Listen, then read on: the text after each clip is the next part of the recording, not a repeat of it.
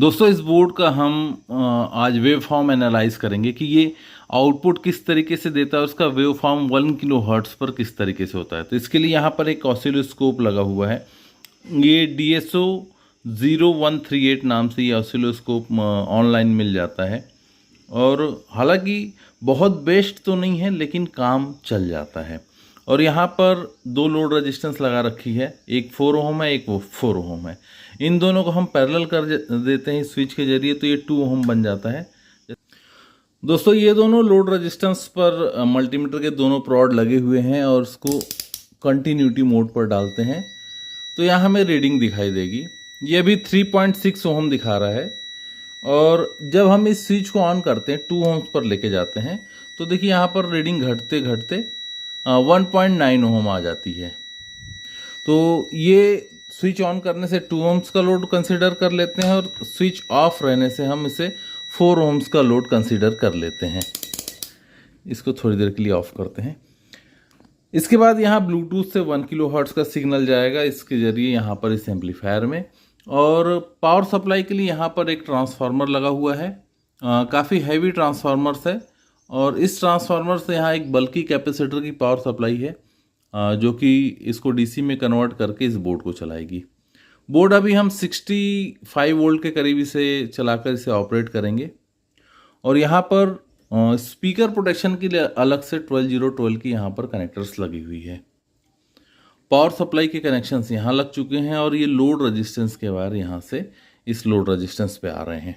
तो चलिए इस पे 1 किलो हर्ट्ज की साइन वेव फ्रीक्वेंसी देते हैं और इस पर इसका वेव फॉर्म एनालाइज करते हैं।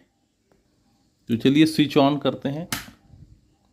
स्विच ऑन करने पे यहाँ पर फॉल्ट का जो इंडिकेशन है वो आता है, उसके बाद स्पीकर प्रोटेक्शन ऑन हो जाता है।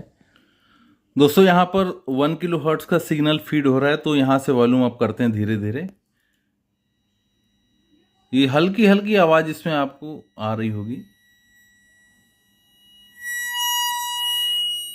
ये कॉइल की आवाज़ है, ये कॉइल में वाइब्रेशन हो रहा है और देखिए बिल्कुल क्लीन आउटपुट है, कोई ऐसा डिस्टॉर्शन दिखाई नहीं दे रहा है। यहाँ पर 4 ओम्स का लोड है, बिल्कुल क्लीन आउटपुट यहाँ दिखाई दे रहा है।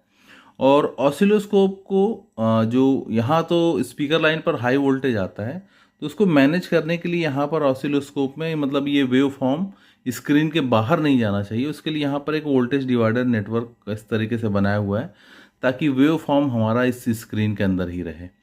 और यहाँ पर जो एलिमेंट है वो बिल्कुल रेड हॉट है, बहुत ज़्यादा हीट हो रहा है, ये काफ़ी हीटिंग फील हो रहा है यहाँ पर। इस तरीके से ये 4 ओम्स पे आउटपुट दे रहा है। नेक्स्ट इसके बाद दोस्तों 2 ओम्स पे इसे ट्रांसफ़र करते हैं।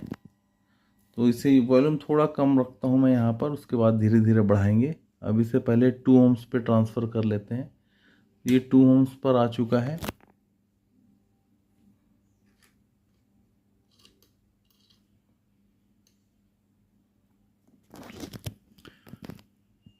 अब वॉल्यूम अप करते हैं।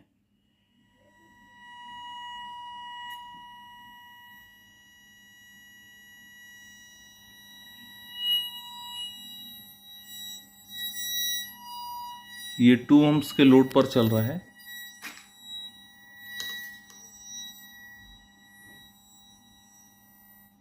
यहाँ दोनों ही एलिमेंट बिल्कुल रेड हॉट है और यहाँ पर क्लिपिंग ऐसा दिखाई नहीं दे रहा है। वॉल्यूम मैं थोड़ा अप करता हूँ।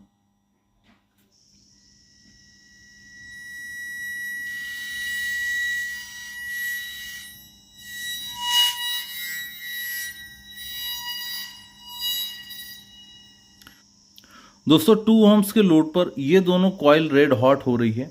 इसे और वॉल्यूम अप करते हैं और यहाँ पर वेव फॉर्म देखते हैं तो देखिए यहाँ पर ऐसा क्लिपिंग तो दिखाई नहीं दे रहा है, लेकिन अगर एलिमेंट के ऊपर नज़र डालें तो बहुत तेज़ हीटिंग यहाँ देखने को मिल रही है। यहाँ पर देखिए काफ़ी ज़्यादा हीट है। ये लाइट की वजह से कम दिख रहा होगा लेकिन मैं उसे शेडो में लेता हूँ तो इसकी हीटिंग आप देख सकते हैं, काफ़ी ज़्यादा हीट हो रहा है। और यहाँ पर क्लिपिंग की ऐसी कोई प्रॉब्लम नहीं है, बिल्कुल साइन वेव क्लियर है, बहुत बढ़िया तरीके से ये काम कर रहा है।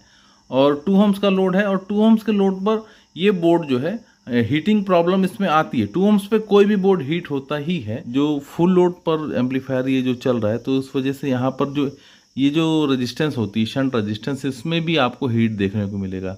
जब एम्पलीफायर अपने फुल कैपेसिटी पे चलता है उस वक्त ही ये रेजिस्टेंस हीट होती हैं।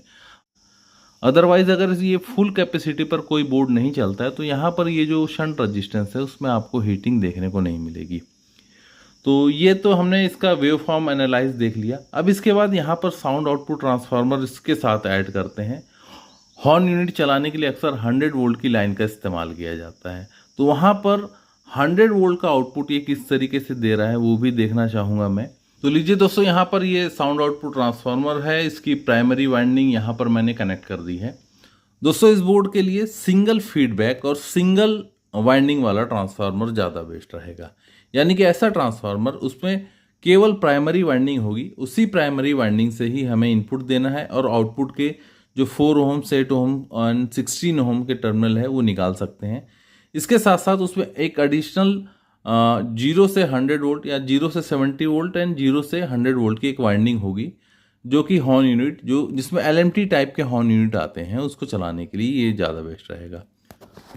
दोस्तों, यहाँ पर 100 वोल्ट की लाइन टेस्ट करने के लिए मैंने यहाँ पर एक लैंप लगा रखा है। ये 230 वोल्ट का है, तो यहाँ पर 100 वोल्ट आउटपुट आएगा, तो यानी कि इस लैंप का जो ब्राइटनेस है वो कम रहेगा, आधा ब्राइटनेस के करीब रहेगा, क्योंकि ये 230 वोल्ट का है। अगर हम इसे 110 वोल्ट का लैंप लगाते हैं तो फुल ग्लो होगा, लेकिन 110 वोल्टेज का लैंप मेरे पास अभी नहीं है। फिर भी इसका 100 वोल्ट आउटपुट हम यहाँ पर देख सकते हैं।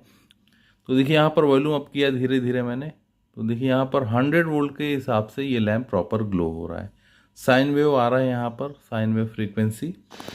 दोस्तों, यहाँ ज़्यादा डीप डिटेल के लिए मैंने यहाँ पर ऑसिलोस्कोप कनेक्ट कर रखा है, और जो 100 वाट का जो लैंप है उसके ही पैरेलल में यहाँ पर वोल्ट मीटर हम वोल्टेज देखेंगे कि 100 वोल्ट आ रहा है या नहीं आ रहा है, और साथ साथ साइन वेव फ्रीक्वेंसी को भी हम एनालाइज करेंगे।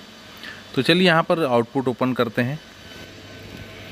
दोस्तों, यहाँ पर धीरे धीरे वोल्टेज बढ़ रहे हैं। अभी देखिए 36, 42 वोल्ट, जैसे जैसे वोल्टेज बढ़ रहे हैं देखिए लैंप हल्का हल्का ग्लो हो रहा है, और इस वक्त अभी लगभग 100 वोल्ट हो चुका है। 104 वोल्ट यहाँ पर स्क्रीन पर दिखाई दे रहा है, मल्टीमीटर के स्क्रीन पर, और यहाँ पर लोड लगा हुआ है।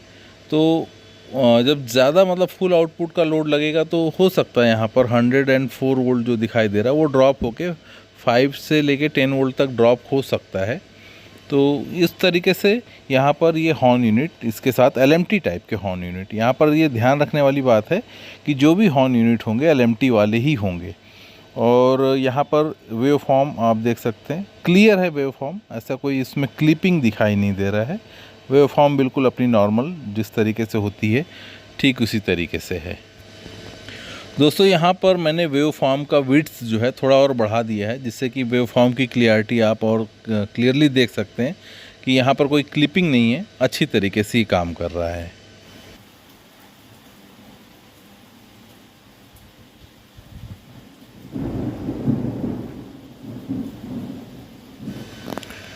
हालांकि दोस्तों, यहाँ पर ट्रांसफार्मर का सेकेंडरी मैंने शॉर्ट करके देखा है, ताकि इससे पता चले कि उतना आउटपुट में करंट की ऐसी कोई कमी तो नहीं होती है। तो यहाँ पर एक तार लगाकर जब सेकेंडरी को मैं इस फुल वॉल्यूम के ऊपर शॉर्ट कर रहा हूँ, तो यहाँ पर इस तरीके से जो फ्यूज़ टाइप का वायर होता है वो मेल्ट हो जा रहा है। देखिए, इस तरीके से उसे लगा रहा हूँ तो मेल्ट हो जा रहा है। तो दोस्तों, इस बोर्ड का एनालिसिस का वीडियो यहाँ कंप्लीट होता है। मिलते हैं नेक्स्ट वीडियो में। Thank you for watching and have a nice day.